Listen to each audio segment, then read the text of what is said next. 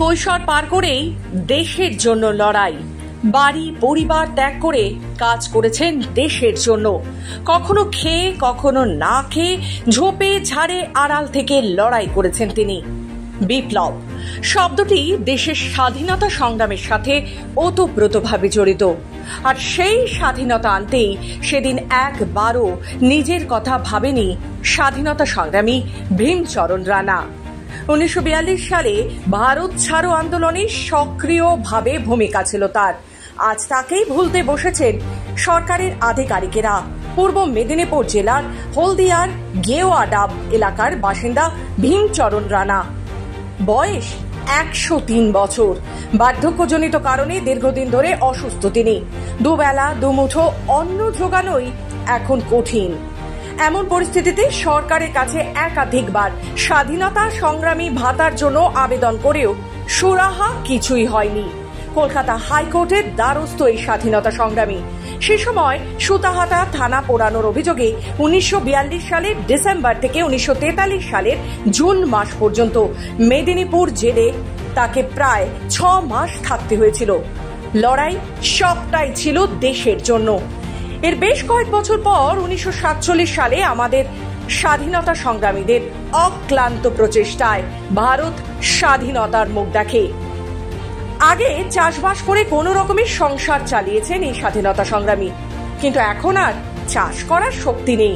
4 মেয়ের বিয়ে হয়ে গেছে, 5 ছেলেও প্রতিষ্ঠিত, কিন্তু কেউই দেখেন না।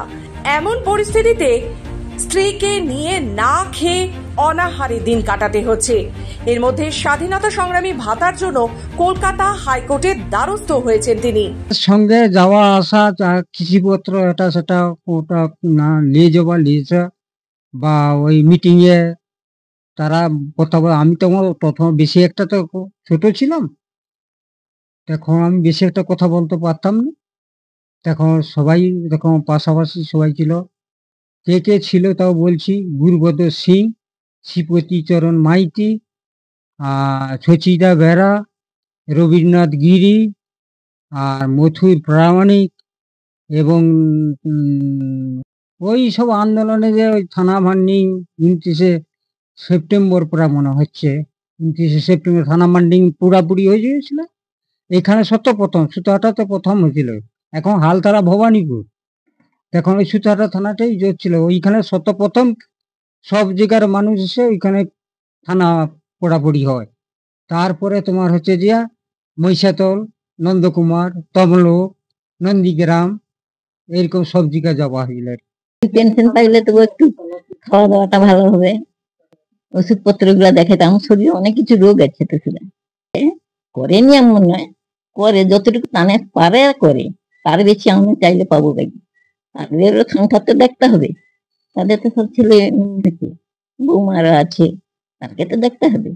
শুধু আমাদেরকে দিয়ে দিলে কি হয়? কেন জন্মায় উনিকে বললি নয় এরকম ভাবে বলে হবে হবে কবে হবে? ওরা তো বয়েছি আলো চলে যাবো। দুঃখ লাগে না? মানে জিজ্ঞেস করে দুঃখ লাগবে? কম হচ্ছে, 12 বছরে আমাকে দিয়ে দিচ্ছে, এখন তোরা দিবি।